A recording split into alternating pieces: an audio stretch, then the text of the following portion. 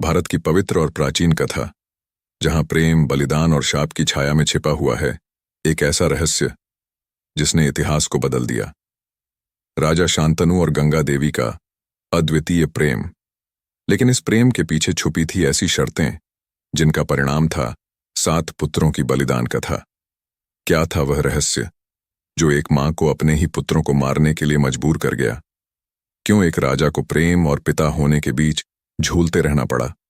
आज की इस कथा में जानिए महाभारत के इस अनसुने अध्याय को, जिसमें गंगा और शांतनु की कहानी छिपाए हुए है असंख्य भावनाओं का संघर्ष। तो आइए कहानी मंगल पर खोलते हैं इस प्राचीन महाकाव्य के पन्नों को और जानते हैं गंगा ने क्यों मारे अपने पुत्र। यह कहानी महाभारत से ली गई है, जिसमें गंगा और राजा शांतनु के बीच का संबंध, उनके विवाह की शर्तें और उसके बाद गंगा द्वारा अपने पुत्रों की हत्या का मार्मिक प्रसंग प्रस्तुत किया गया है। यह कथा भावनात्मक और धार्मिक दृष्टिकोण से महत्वपूर्ण है, क्योंकि इसमें एक उच्च उद्देश्य के लिए किए गए बलिदान को दर्शाया गया है।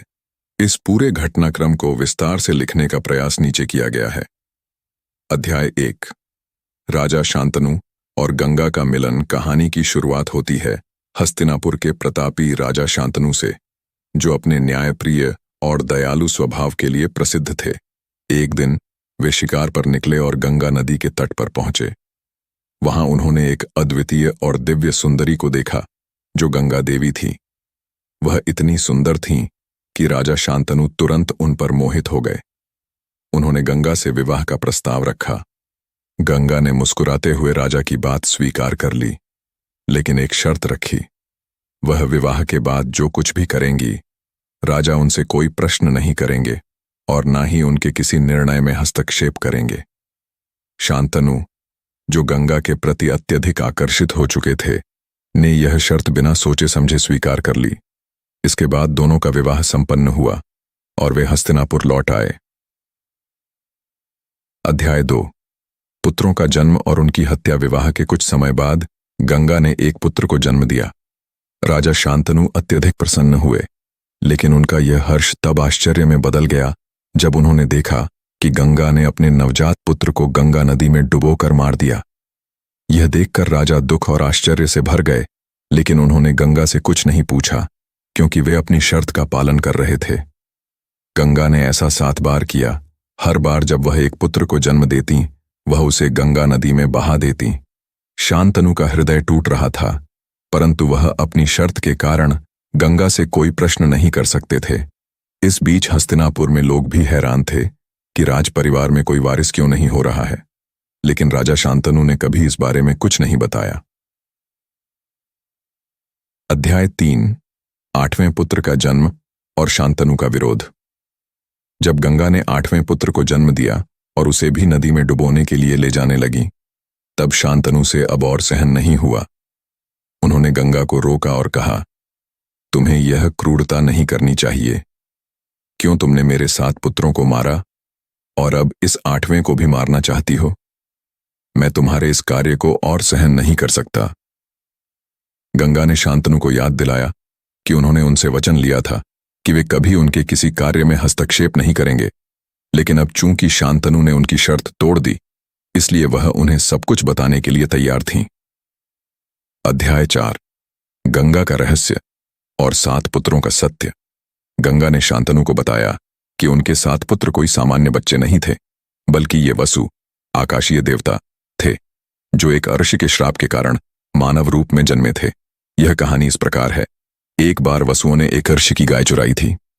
उस अर्षि ने क्रोधित होकर उन्हें शाप दिया कि वे पृथ्वी पर मानव रूप में जन्म लेंगे। यह शाप सुनकर वसु बहुत दुखी हुए और अर्षि से क्षमा मांगी।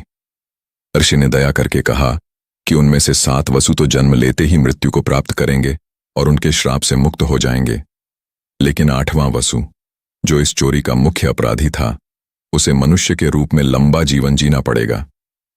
वसु राशि के शाप से मुक्त होना चाहते थे और उन्होंने गंगा से प्रार्थना की थी कि वह उनकी मां बनकर उन्हें जन्म दें और उन्हें उनके शाप से मुक्त करें। गंगा ने वसु की प्रार्थना स्वीकार की थी और इसलिए वह अपने पुत्रों को जन्म देते ही उन्हें गंगा नदी में बहा देती थीं, ताकि वे पुनः स्वर्ग में लौट सकें। लेकिन 8वां पुत्र देवव्रत भीष्म, जिसे मुख्य अपराधी माना गया था, उसे अपने शाप के कारण मनुष्य रूप में जीवन जीना था। गंगा ने शांतनु को बताया कि अब वह 8वां पुत्र देवव्रत उनके पास रहेगा और उनका पालन पोषण करेंगे।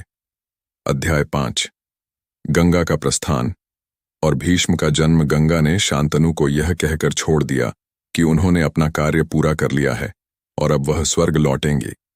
वह अपने 8वें पुत्र को शांतनु के हवाले कर गईं, जिसने आगे चलकर महाभारत के महानायक भीष्म के रूप में ख्याति प्राप्त की।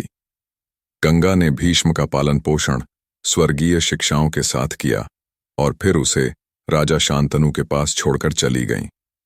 भीष्म अपने पिता के प्रति अत्यधिक निष्ठावान और कर्तव्यपरायण थे। उन्होंने अपने पिता के राज्य के लिए आजीवन अविवाहित रहने और हस्तिनापुर की सेवा करने का व्रत लिया, जिसे भीष्म प्रतिज्ञा के नाम से जाना जाता है। भीष्म के इस बलिदान और उनके अद्वितीय चरित्र ने महाभारत के कथाक्रम में उन्हें एक अद्वितीय स्थान प्रदान किया। अध्याय 6 कथा का प्रभाव और संदेश। इस कहानी का मुख्य संदेश यह है कि दिव्य शक्तियों और कर्मों के फल से भागना संभव नहीं है। वसु, जो देवता थे, उन्हें भी अपने कर्मों का दंड भोगना पड़ा। गंगा द्वारा अपने पुत्रों की हत्या का उद्देश्य केवल शाप से मुक्ति दिलाना था, जिसे उन्होंने अत्यंत धैर्य और संकल्प के साथ पूरा किया। दूसरी ओर राजा शांतनु के जीवन में यह प्रसंग गहरे दुख और वेदना का कारण बना, लेकिन इसके साथ ही उन्हें एक ऐसा पुत्र भीष्म मिला जो उनके वंश और राज्य का गौरव बना। गंगा की शर्त और राजा शांतनु की पीड़ा ने यह भी दर्शाया कि भावनाओं के आगे कभी-कभी कठोर निर्णय लेना आवश्यक होता है, खासकर जब उसमें किसी उच्च उद्देश्य की पूर्ति हो रही हो। इस प्रसंग ने गंगा के चरित्र को दैवीय और शक्तिशाली बना दिया, जो अपने कर्तव्यों के प्रति पूर्ण निष्ठा रखती थीं। गंगा और शांतनु की यह कहानी महाभारत के प्रमुख घटनाओं में से एक है। इसमें व्यक्तिगत भावनाओं, दैवीय कर्मों और निष्ठा की परस्पर जटिलता को दर्शाया गया है। गंगा ने अपने पुत्रों को शाप से मुक्ति दिलाने के लिए जो कठोर कदम उठाए, वे एक महान उद्देश्य की पूर्ति के लिए थे। इस कथा के माध्यम से यह संदेश मिलता है कि जीवन में कई बार हमें कठिन निर्णय लेने पड़ते हैं, जिनका उद्देश्य तत्काल लाभ नहीं, बल्कि दीर्घकालिक प्रभाव होता है। तो इस अद्वितीय गाथा के साथ हम आज की इस कहानी को यहीं विराम देते हैं। अगली बार फिर मिलेंगे एक और अद्भुत कथा के साथ, जो हमारे इतिहास के पन्नों से निकलकर आपके सामने आएगी। देखते रहिए कहानी मंगल, जहां हर कथा में छुपा है एक अनकहा सत्य, एक गहरी सीख। नमस्कार।